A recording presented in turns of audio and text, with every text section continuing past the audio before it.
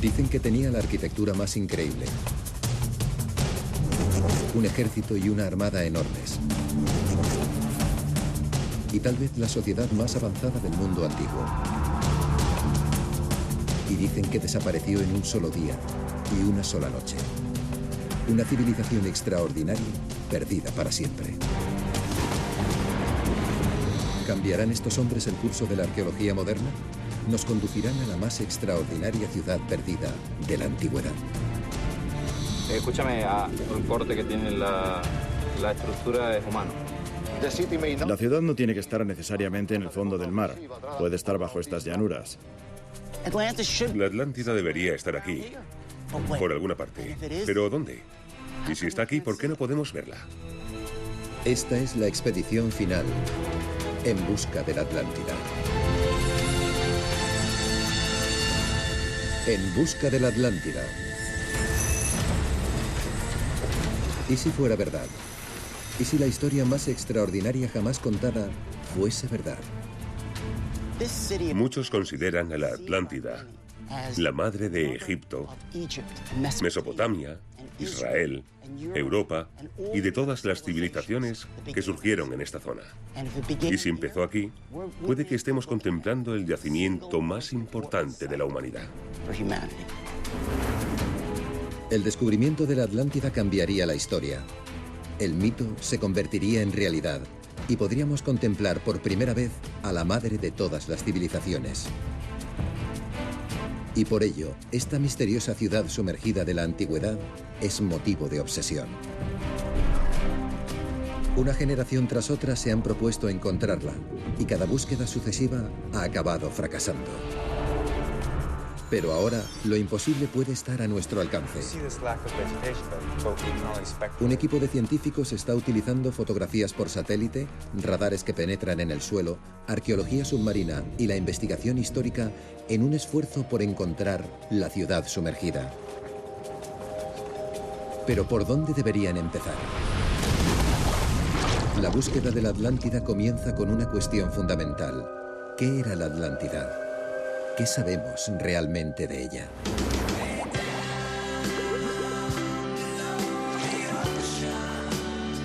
Hoy la cultura popular ha transformado la historia de la antigua ciudad en una vaga fantasía.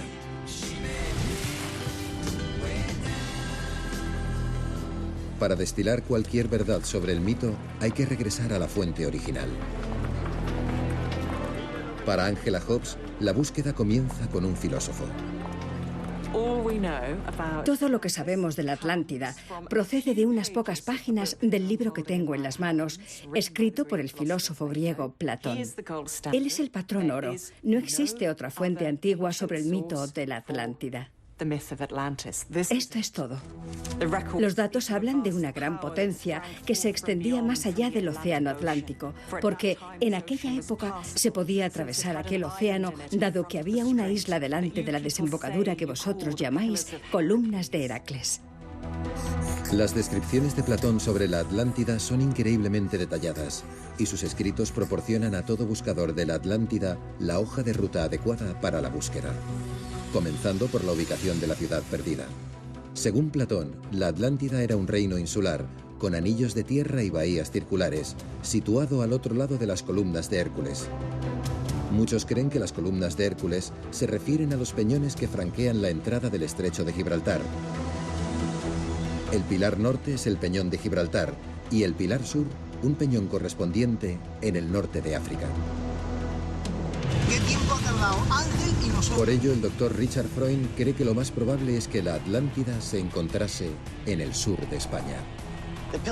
Todos los escritores antiguos sabían que las columnas de Hércules se encontraban en lo que hoy denominamos el estrecho de Gibraltar. Y esta bahía está situada justo al otro lado de las históricas columnas de Hércules. Freund ha centrado su foco de atención en el delta del río Guadalquivir, en el Parque Nacional de Doñana. Cree que aquí había una enorme bahía en la antigüedad. Estamos en las mayores marismas del sur de España, de cientos de kilómetros cuadrados. Son enormes.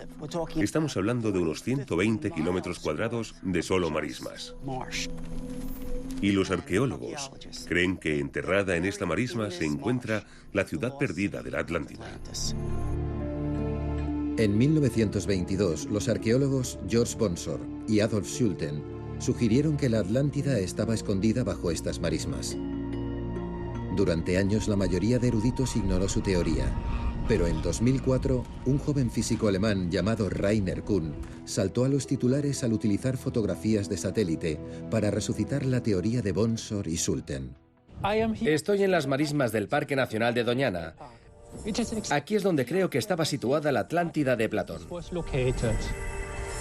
El doctor Kuhn observó extraños diseños circulares en una fotografía de satélite de las marismas de Doñana. Tras cotejar la fotografía con las detalladas descripciones de Platón, Kuhn quedó convencido de que la ciudad perdida estaba aquí, en el sur de España. En sus escritos, Platón describía una ciudad portuaria con 3 anillos de bahías concéntricas, proporcionando las dimensiones exactas de cada uno. Kuhn cree que los diseños circulares que ha identificado encajan con las medidas de Platón. Y eso no es todo.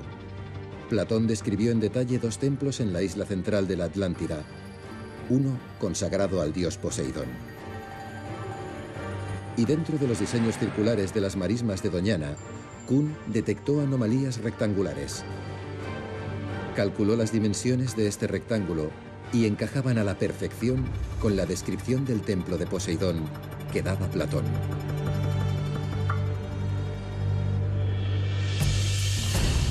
La teoría de Kuhn ha precipitado una expedición arqueológica para determinar si las anomalías detectadas desde el espacio corresponden realmente a estructuras artificiales bajo el barro. El equipo español incluye al antropólogo Juan Villarías, cuyas investigaciones son seguidas de cerca por el profesor Richard Freund y Paul Bowman, un especialista en cartografía subterránea por sonar. Esas formas ciertamente no encajan con ningún accidente geológico. No me cabe ninguna duda de que son estructuras hechas por el hombre. Uno de los círculos grandes está conectado con varias estructuras rectangulares. Creemos que esas estructuras rectangulares tienen una pared debajo, en el suelo, y estamos intentando averiguar si hay un edificio. Si hay un edificio o cualquier artefacto bajo el barro, Freund está convencido de que podría conducir a algo extraordinario. Si pueden excavar y se encuentran con algunos objetos extraordinarios de 4.000 años de antigüedad, entonces tendremos pruebas de uno de los grandes mitos de la civilización, el mito de los comienzos de la Atlántida. Pero hay escépticos, incluso en este equipo arqueológico, que dicen que la Atlántida es solo un mito. Freund dice que solo tienen que mirar 1800 kilómetros en dirección este, a un lugar que los turcos llaman Troya, y nosotros conocemos como Troya. Es una de las ciudades más históricas de la antigüedad y la prueba de que el mito puede convertirse en realidad. Bueno, esta es la calle principal de Troya, la ciudadela de finales de la Era de Bronce, aproximadamente del siglo XIII a.C. Durante muchos años, la gente pensó que la ciudad de Troya era una fantasía, un lugar inventado, descrito en el poema épico de Homero, la Ilíada. En esta historia de 3000 años de antigüedad, Troya es el lugar de la guerra de Troya, el legendario caballo de Troya, el guerrero Aquiles y la preciosa hija de Zeus, Helena de Troya. Igual que ocurre con la Atlántida, durante mucho tiempo se pensó que Troya era un mito. Aquellos que la buscaban eran ridiculizados. Había muchas voces que decían que aquella historia era pura ficción, que Troya no existía. Pero en 1870, el arqueólogo aficionado Heinrich Schliemann convirtió el mito en historia. Demostró que Troya era real. Schliemann tomó uno de los mitos más antiguos de la literatura occidental, lo leyó como si fuese un hecho real y desenterró la legendaria ciudad. Utilizó la Ilíada como una guía turística. La aceptó como una descripción directa. Homero describió una ciudad con enormes muros empinados y anchas calles. Schliemann la encontró. Sus ruinas muestran una ciudad con una extraordinaria arquitectura. Schliemann necesitaba localizar la ciudad a orillas de 2 ríos. Troya es descrita como una ciudad situada en la confluencia de dos ríos, Escamandro y Simois, que están aquí. Necesitaba encontrar pruebas de la guerra de Troya y ciertamente la arqueología del lugar indica que fue escenario de una sangrienta batalla. El techo de este edificio era de vigas de madera y sabemos que fue destruido por un incendio porque las vigas estaban carbonizadas. Y si hubo una guerra de Troya, esta es la prueba que tenemos. Homero describió también un foso protector que rodeaba la ciudad de Troya. Estamos en la ciudad baja de Troya. Lo que estamos excavando aquí es una zanja o foso que tiene 4 metros de ancho y 2 metros de profundidad. Y creemos que se trata de un sistema defensivo. Para los buscadores de la Atlántida, Troya sirve de inspiración, ya que demuestra que el mito y la realidad son a veces exactamente lo mismo. Cuando Schliemann vino aquí, tuvo éxito. Desenterró un sitio que en la actualidad todo el mundo está de acuerdo en que se trata de la ciudad de Troya. Él quería resolver un problema arqueológico y lo hizo. ¿Tendrá la misma suerte este equipo de arqueólogos en su búsqueda en las vastas marismas del sur de España? Estas ricas y extrañas marismas de la costa española forman parte de un parque protegido llamado Doñana. Los geólogos explican que antiguamente esta zona del sur de España estaba bajo el agua. El parque de Doñana era esencialmente una gran bahía. En la bahía, con el paso del tiempo, se fueron creando grandes bancos de arena que permitieron a la gente utilizar esos bancos de arena para construir ciudades. El doctor Richard Freund cree que los anillos de la Atlántida pudieron existir en esta bahía hace miles de años. El filósofo griego Platón escribió de forma explícita que la Atlántida estaba situada frente al país de Gadir. Gadir es el antiguo nombre de la moderna ciudad de Cádiz y se corresponde perfectamente con la geografía de este lugar. Si la Atlántida estaba ubicada en esta antigua bahía, se encontraba frente a la antigua Gadir, lo que significa que los restos de la civilización atlántida se encontrarían ahora bajo las marismas de Doñana. Freund y un equipo de arqueólogos, geólogos y antropólogos se centran ahora en las fotografías tomadas por satélite de la zona. Diferentes profundidades. Creen haber apreciado las sombras circulares de una antigua ciudad. Finalmente, hemos reducido el perímetro a una zona muy concreta, alrededor de un misterioso círculo en mitad de la marisma. Pero para poder escoger la mejor sección para investigar, el equipo necesita mejores imágenes. Parece una estrategia de baja tecnología comparada con la fotografía de los satélites, pero enganchando cámaras a un globo y una cometa, el equipo puede obtener imágenes de mucha mayor resolución que las fotografías sacadas desde el espacio. Sí, funciona. Las fotografías aéreas que estamos haciendo hoy nos proporcionarán las imágenes más nítidas que hemos tenido. Hoy sacaremos las mejores fotos de toda esta zona con este globo y comprobaremos si los anillos existen realmente. Vamos a elevar el globo a al menos 100 metros y luego trabajaremos con distintos incrementos de altura, a 100, 150 y así sucesivamente. Cualquier diseño o anomalía del suelo que aparezca en las nuevas fotografías puede indicar que hay estructuras artificiales en la subsuperficie.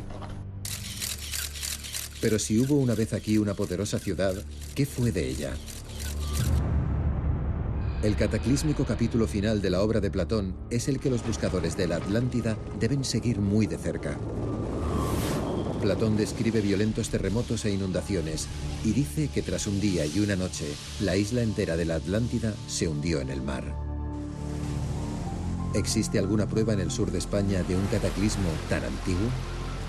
Es obvio que nos encontramos en una plataforma sobre la que se han movido estas grandes piedras, estos grandes bloques que pesan varias toneladas y que evidentemente no han podido ser movidos por el hombre.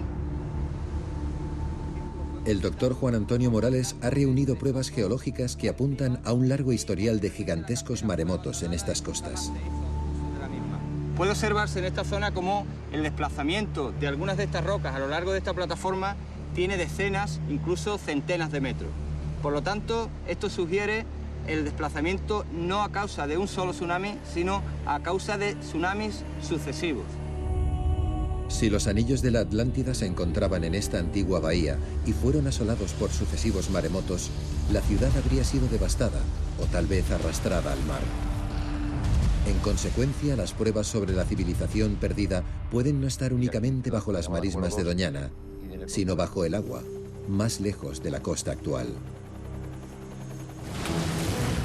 Y allí es exactamente a donde trasladan los científicos su investigación.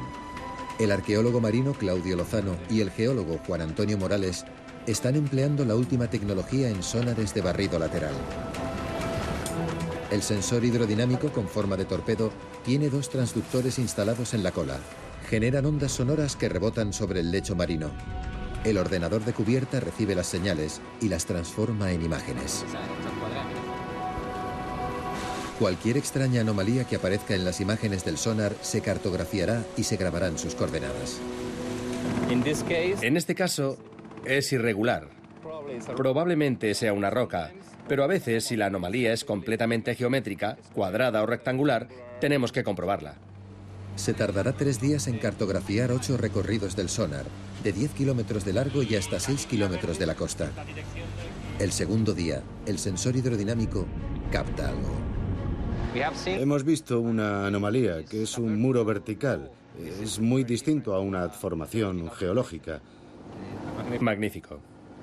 Es una estructura vertical.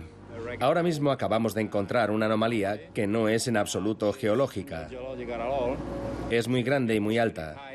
Son 2 paredes, 1 y 2, completamente verticales. Son claramente visibles y la forma no es natural. Es atractiva. Claudio y Juan Antonio han localizado lo que parece una gran estructura a 12 metros bajo la superficie. Ahora tienen que planear una inmersión. Pero hay expertos que dirían que el equipo español está buscando en aguas completamente equivocadas. ¿Por qué? Porque la búsqueda de la Atlántida ha obsesionado a muchas grandes mentes durante miles de años, y esa obsesión se ha traducido en búsquedas por todo el planeta. Para muchos eruditos y exploradores, la descripción que nos proporciona Platón de la arquitectura y sociedad sofisticadas de la ciudad apuntan a las misteriosas ruinas de las islas griegas. Y bajo el suelo de arcilla de esta colina de Creta hay restos de una antigua civilización muy adelantada a su época. Los arqueólogos la denominan minoica. Los minoicos eran auténticos maestros de la construcción.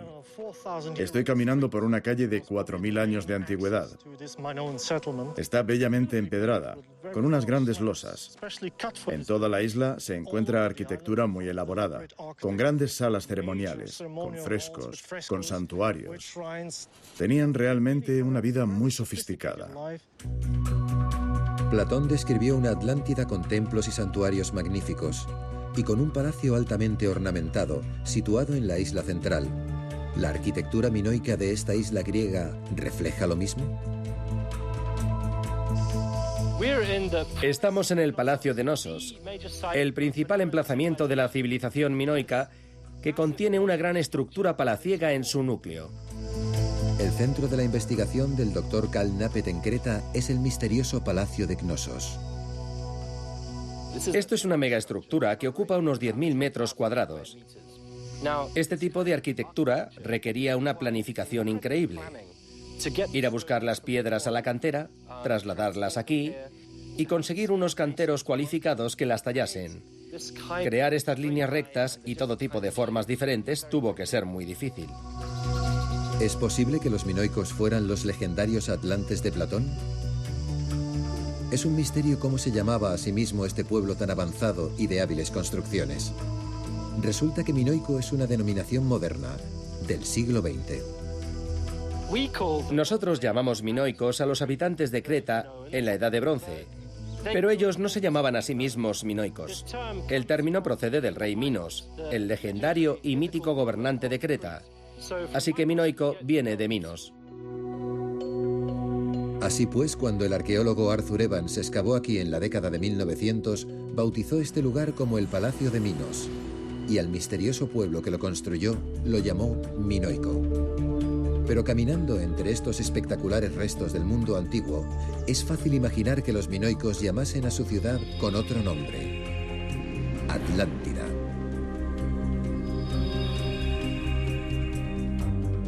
Pero para poder ser una candidata, la ciudad debía contener una compleja acrópolis con aposentos y salas. Y todo ello está aquí, en Knossos.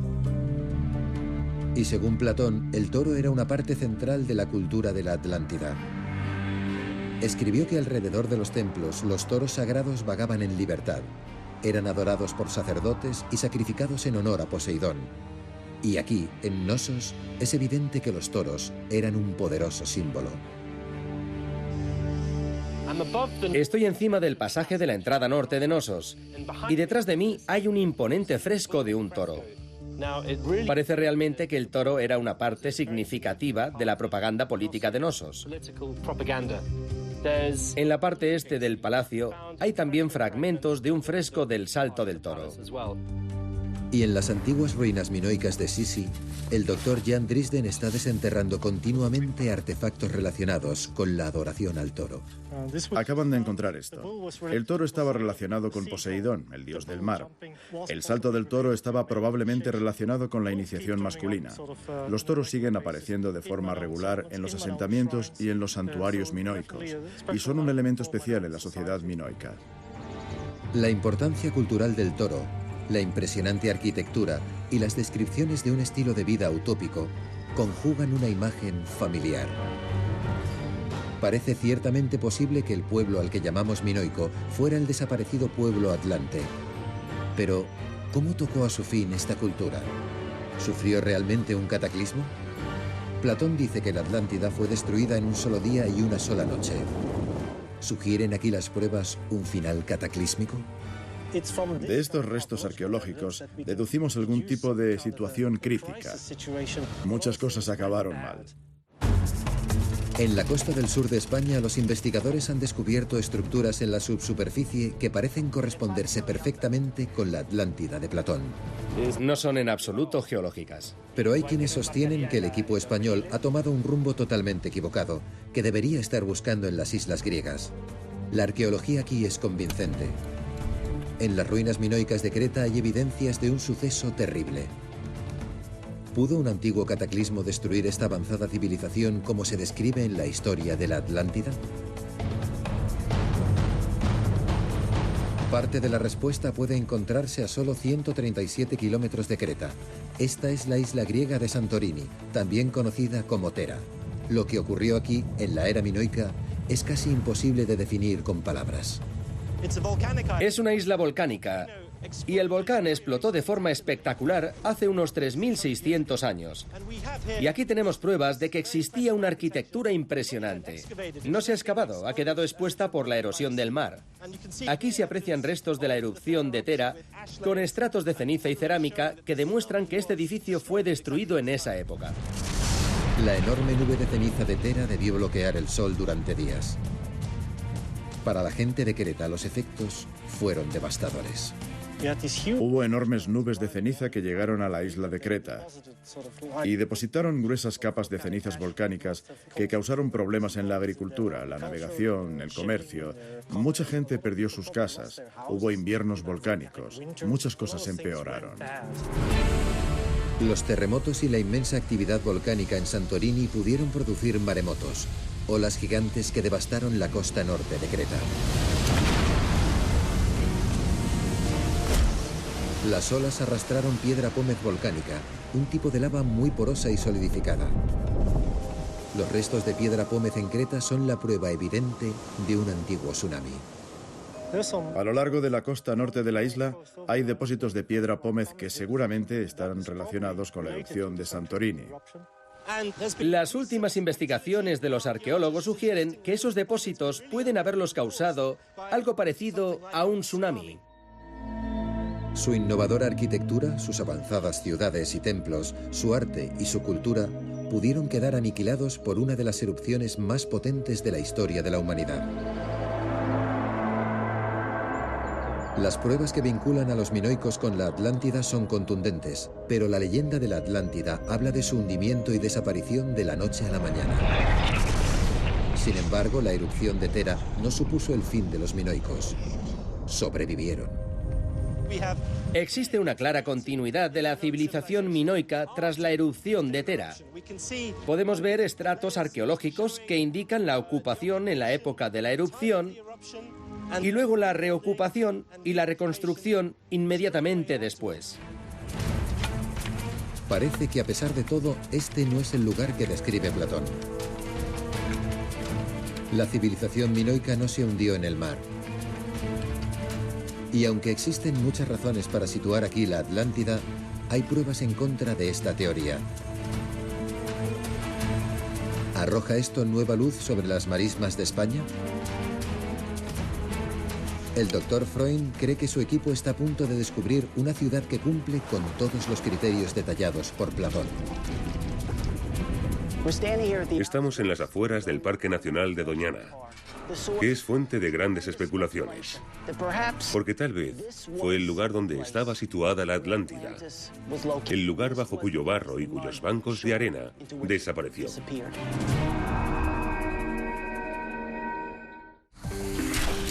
En el Parque de Doñana, el equipo revisa las nuevas fotografías aéreas obtenidas por las cámaras de la Cometa y el Globo que sobrevolaron las marismas. Esto es interesante, esto de aquí.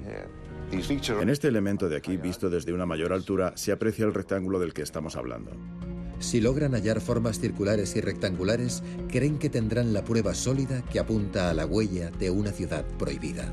Este elemento en particular no estaba incluido en nuestra lista. Es algo nuevo que ha revelado la fotografía de Paul. Los segadores han despejado esta zona de hierba y el elemento sigue siendo visible en las fotos tomadas por la Cometa.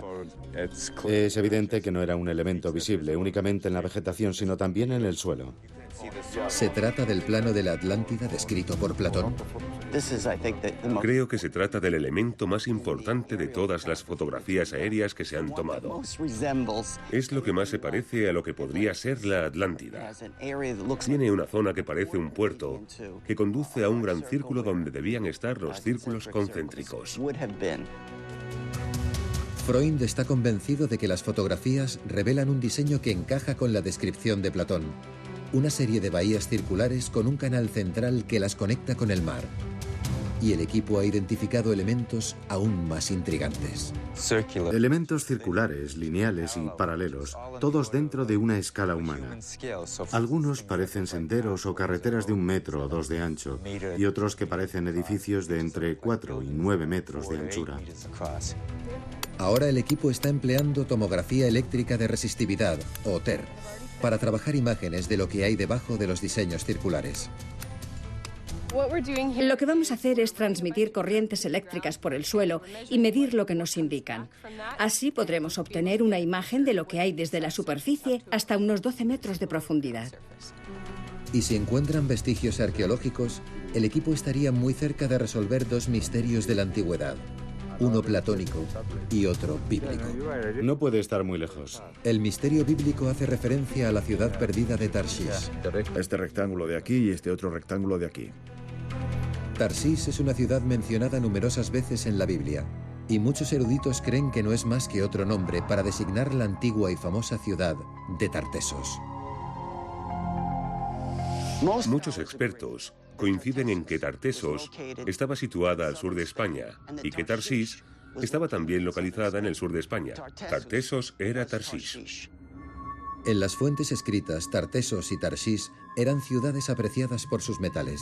Está documentado que barcos mercantes emprendían viajes de 3 años de duración desde Oriente Medio para llenar sus bodegas. Sorprendentemente, Tartesos y Tarshish desaparecieron de los archivos históricos y bíblicos como si de pronto hubieran dejado de existir.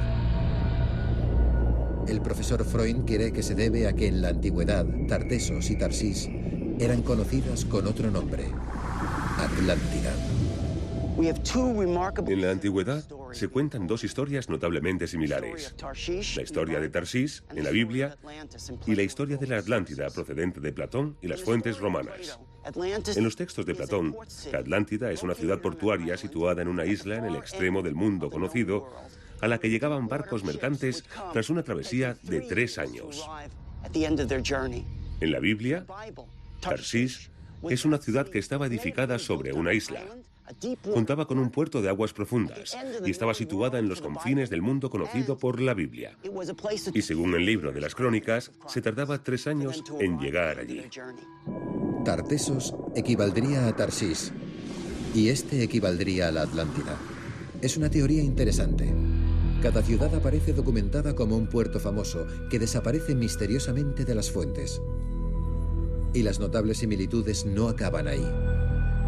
Las 3 ciudades eran legendarias por su riqueza minera, con acceso a enormes recursos en oro, plata y cobre. Platón cita en sus textos las minas a las que tenían acceso los atlantes. Una de las minas era de un metal de origen probablemente fantástico, llamado oricalco.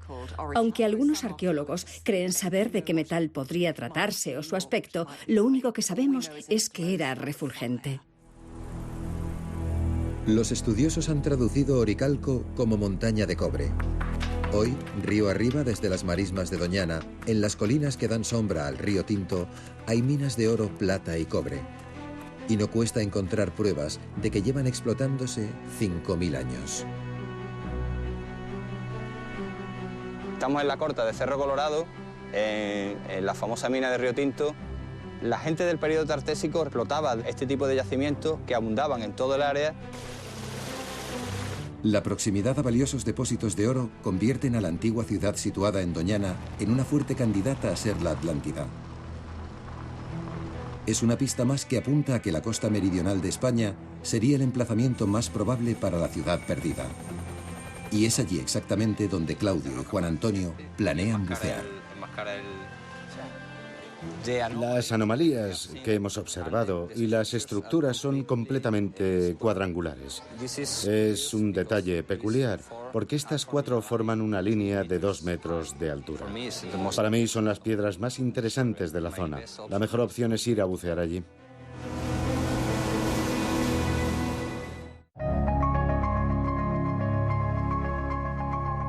Usando un sonar de barrido lateral, el equipo español ha seleccionado 5 zonas frente a la costa sur. Las imágenes del sonar muestran lo que parecen ser unas estructuras hechas por el hombre en el lecho marino. ¿Podrían ser los últimos vestigios de la ciudad perdida de la Atlántida? En este momento navegamos hacia uno de los puntos que queremos comprobar. Lo llamamos la catedral, por su gran tamaño. Mide unos 40 metros de largo. Intentamos averiguar si está hecho por la mano del hombre o no. Estamos al comienzo de la temporada de tormentas en esta zona. Los vientos y el mal tiempo hacen su aparición a finales de septiembre y continúan a lo largo de todo el invierno. Los buceadores disponen de una pequeña oportunidad para investigar antes de que el tiempo y la visibilidad empeoren. Hay buenas noticias. Los fuertes vientos se llevaron las aguas turbias provenientes del río y vamos a tener mejor visibilidad de la que esperábamos.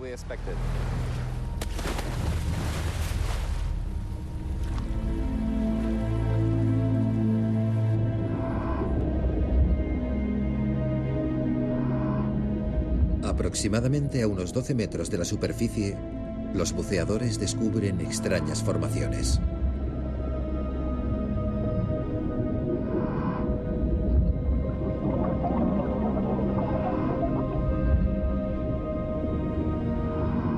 Piedras que parecen haber sido talladas. ¿Podrían deberse estas extrañas formas a algo más que a la geología? ¿Formarían parte estas piedras una vez de las grandes murallas que describió Platón, talladas por manos atlantes? Son artificiales, sí. Son demasiado perfectas. Vamos a examinarlas, ¿vale?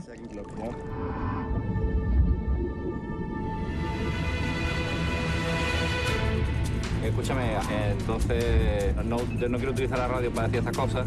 Han encontrado de unas vigas, una piedra redonda circular hecha por el hombre y todo el corte que tiene la estructura es humano. Cada buceador emerge a la superficie con más detalles de lo que parece un singular descubrimiento. Había un ladrillo que no era cuadrado, terminaba, parecía que estaba trabajado también, era una piedra, pero terminaba en pico, en cuña. En algunas partes parece una pared y hay como escalones de una escalera. Es muy misterioso, ¿no? todavía tenemos, ¿no? Increíble. Increíble. La inmersión parece un éxito. ¿Pero qué han hallado realmente? Antes de poder extraer ninguna conclusión, el geólogo del equipo, Juan Antonio, tiene que examinar las imágenes. Los hallazgos frente a la costa pueden estar vinculados a potenciales descubrimientos en Doñana. Así que el equipo continúa con la tomografía del subsuelo de las marismas y los arqueólogos llevan a cabo un minucioso examen de la superficie en busca de cualquier vestigio cultural. Cuando buscamos la Atlántida, no solo buscamos los edificios de la ciudad. Lo que buscamos es la cultura de la Atlántida. Puede que no seamos capaces de distinguir todo el contorno de la ciudad. Puede que encontremos una pared o dos, puede que encontremos rectángulos. Pero eso no lo vincularía con el antiguo cercano Oriente ni con las grandes civilizaciones del Mar Egeo y del Mediterráneo. Sin embargo, en arqueología, de vez en cuando se encuentra una pista que resuelve el enigma. Y dentro del área definida por los diseños circulares en el suelo, el Dr. Freund y sus colegas encuentran de repente dos objetos increíbles. Es asombroso, fijaos, mirad, Dios santo, hay gente que pasa toda su carrera esperando encontrar una figurilla así. Y hemos hallado dos. Es una antigua estatuilla, probablemente con más de 2000 años de antigüedad. Es una de las diosas más espectaculares. ¿Será Astarte o Istar? Si se tratase de Astarte o Istar, serían iconos de la Edad de Bronce que se remontan a 4000 años de antigüedad. El equipo está emocionado, no solo por la extraordinaria belleza de los objetos, sino también porque su contenido y su estilo pueden representar una conexión directa con las grandes civilizaciones del mundo antiguo, las del antiguo cercano Oriente, del Egeo y del Mediterráneo. Estas pequeñas figurillas pueden conectarlas, porque si descubrimos la cultura que encaja en ese contexto, habremos encontrado la Atlántida. Mientras tanto, en el puerto, Claudio, Juan Antonio y el equipo de buceadores examinan las imágenes de lo que parecen ruinas de estructuras hechas por la mano del hombre. Yo veo aquí una superficie que parece el techo de un bloque. Imagínate que eso fuera una pared, un bloque hecho por el hombre. Parece un muro, pero yo veo dentro de la piedra y veo líneas. Yo no veo un muro, yo veo un estrato diaclasado. Este diaclasado corresponde a esfuerzos regionales y seguro, vamos, yo apostaría que es geológico. Yo no puedo afirmarlo con rotundidad, pero me cuesta creerlo, ¿no? Me cuesta verlo. Parece que pueda ser una formación natural que haya sido modificada. Parece que el hombre ha hecho algo ahí. Que alguien aprovechara esta piedra que se la encuentra rota para construir un muro, puede ser. Cada piedra analizada plantea nuevos interrogantes. Aunque parecen estar formadas geológicamente, pueden seguir apuntando a una utilización humana. Claudio informa al profesor Freund de los resultados. Cuando analizamos yacimientos del entorno de Doñana, vemos que muchas de estas rocas y de rocas de otro tipo cuadrangulares han sido reutilizadas en la construcción. ¿Podría ser posible que las piedras fueran transportadas y utilizadas por los antiguos habitantes para construir estructuras ahora enterradas bajo las marismas de Doñana? El equipo lleva 3 días grabando imágenes eléctricas y magnéticas avanzadas dentro de los dibujos geométricos detectados en las fotografías aéreas. Decidle a Juan que venga. Quiero que vea esto. Es el círculo grande. Cualquier estructura que haya en el subsuelo aparecerá en las imágenes como una ruptura significativa en un gráfico de densidad y conductividad.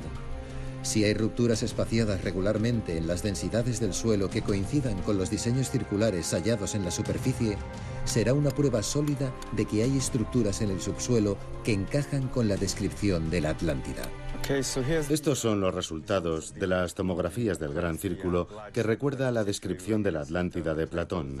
La sección tiene 160 metros de longitud y 12 de profundidad. Se pueden apreciar rupturas aquí y también aquí a unos 60 metros. 60 metros. Las imágenes muestran rupturas en las densidades subsuperficiales que coinciden con los diseños circulares que se ven desde el aire. En mi opinión, la secuencia de la resistencia a la electricidad encaja con las imágenes y con las formas de los bordes de los elementos. Podemos explicar los círculos porque están ahí, porque están representados en el suelo. Es una noticia emocionante. Y hay más. Si una ciudad quedó repentinamente enterrada aquí, toda la materia orgánica asociada a esa civilización habría quedado también atrapada. Con el paso de los siglos, esa materia tendría que haberse descompuesto, produciendo gases. Y casualmente, mientras obtenía muestras del núcleo, el equipo encontró inesperadamente algo realmente intrigante. ¿No te parece el elemento más apasionante? Tenemos una misteriosa capa de metano que podría indicar que la flora, la fauna y la actividad humana quedaron selladas en un único estrato tras un evento catastrófico. Detrás de nosotros están las marismas donde, a través de las fotografías de satélite, identificamos estructuras que parecían enterradas en las marismas. Anticipándose al probable escepticismo ante el hallazgo del emplazamiento de la legendaria Atlántida, el profesor Freund resume las pruebas obtenidas hasta el momento. La datación con carbono 14 indica que los objetos hallados en la marisma pertenecen a un periodo comprendido entre los años 5000 y 2000 a.C. Tenemos una muestra que indica la existencia de un puerto de aguas profundas que continuaba hasta el centro de la marisma. La tomografía eléctrica de resistividad ha identificado restos de paredes situadas bajo la superficie y tenemos una misteriosa capa de metano que quedó sellada a una profundidad de entre 6 y 9 metros bajo la superficie. Es bastante profunda. ¿Cuánto habrá? Deben ser unos 5 metros. El metano es un gas creado por la materia orgánica. Un enorme depósito de metano es lo que se debería encontrar si la civilización entera de la Atlántida quedó enterrada repentinamente. Aunque otros factores pueden explicar el origen del gas, su presencia, unida a la larga historia de maremotos de esta zona, constituye una prueba firme de que un tsunami azotó este emplazamiento y posiblemente enterró una ciudad. La flora, la fauna y los habitantes quedaron enterrados en un final catastrófico. Todas las pruebas empujan a los investigadores a excavar, pero el agua subterránea se encuentra justo bajo la superficie, lo cual haría el proceso muy largo y costoso. Profundizar por debajo de los 7 metros es complejo y costoso. Se pueden tardar años en obtener frutos de las excavaciones. Sin embargo, los arqueólogos españoles han realizado recientemente un importante hallazgo tierra adentro.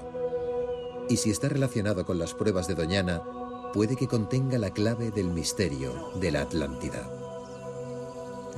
Esto es Cancho Roano, uno de los mayores descubrimientos arqueológicos del siglo XX. Entre los años 1970 y 80, los arqueólogos descubrieron una serie de aldeas que habían conservado la cultura tartesia.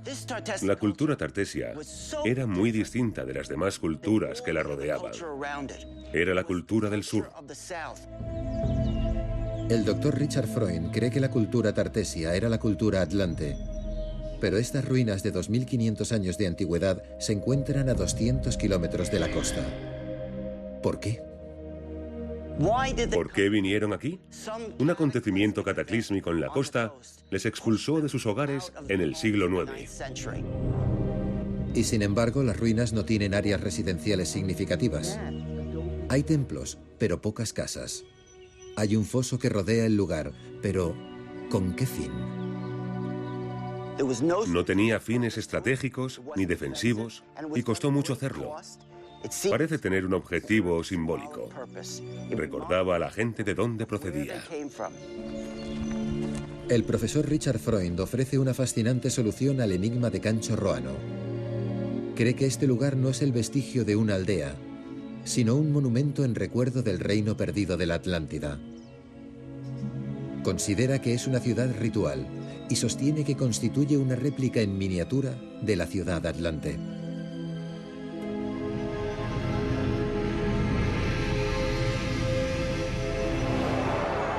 Si queremos comprender la cultura de Tartesos, de Tarsís y de la Atlántida del Sur, tenemos que venir aquí, al norte, para ver qué aspecto tenía realmente su cultura. Es así como conservaron su legado, construyendo estas ciudades rituales. Cancho Roano es solo una de las varias ciudades rituales encontradas en la zona. Las personas que las construyeron conmemoraban algo. Pero, ¿cómo están conectadas estas ruinas del interior con la Atlántida de la costa? Los detectives dicen que hay que seguir el dinero. Los arqueólogos decimos que hay que seguir a las piedras. La clave está en las losas. Esta sala está empedrada con losas. La sala empedrada pudo ser la residencia del sumo sacerdote de la ciudad ceremonial. La piedra no es de esta zona, sino de 250 kilómetros al sur, en la costa, donde es muy conocida.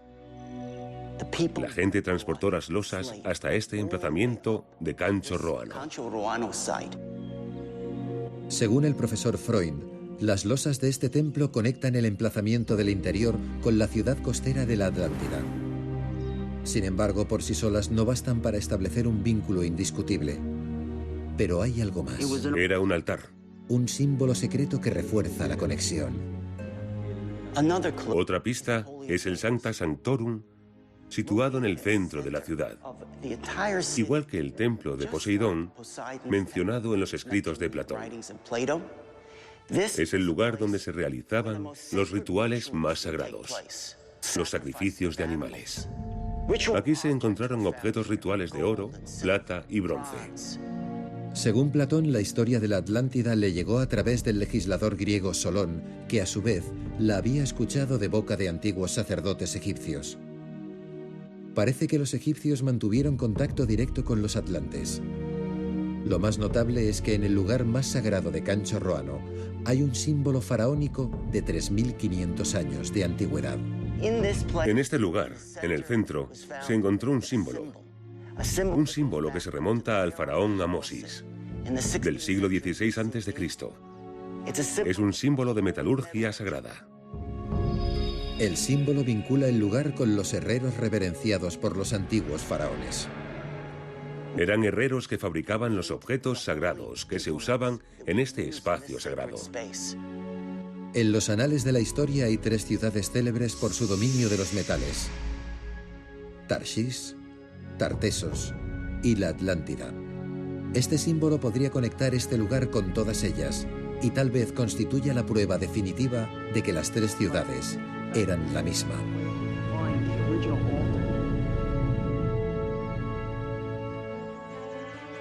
Y existe una prueba más que vincula a Cancho Roano con la Atlántida. Es el objeto más extraordinario de todos, una antigua talla que parece haber conservado el propio emblema de la Atlántida. Es un indicador de piedra de lo que estaban recordando, de quiénes eran. ¿Y qué es? Es un símbolo de círculos concéntricos, uno dentro de otro, y se encuentran aquí, justo en el umbral. En el umbral de Cancho Roano y de muchas otras ciudades rituales se han encontrado grandes estelas de piedra.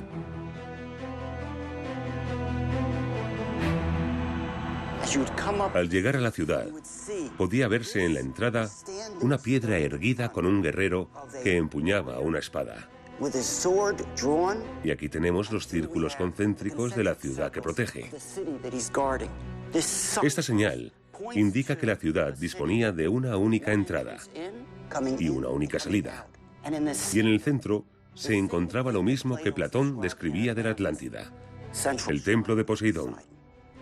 Era su forma de rememorar el pasado, y los símbolos que encontramos aquí son el recuerdo de la Atlántida.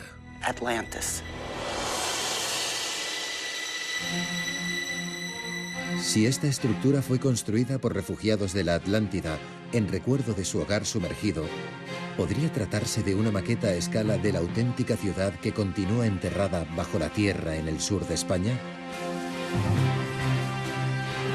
En un discreto terreno entre marismas puede encontrarse el secreto que lleva buscando el hombre desde hace más de 2000 años. Aquí, los científicos han recurrido a la más avanzada tecnología de generación de imágenes para detectar los mismos diseños descritos por Platón. Y esos mismos diseños los encontramos inscritos en un monumento conmemorativo de 2500 años de antigüedad. Lo que parece emerger es la protegida ciudad insular de canales circulares con un templo central y una vía de agua que conduce a su corazón. Tal vez fue aquí donde nació nuestra civilización. Tal vez fue este sitio la morada de un pueblo antiguo y avanzado, una cultura que alcanzó logros extraordinarios. Tal vez, sumergida bajo esta tierra, se encuentre el lugar al que llamamos Atlántida.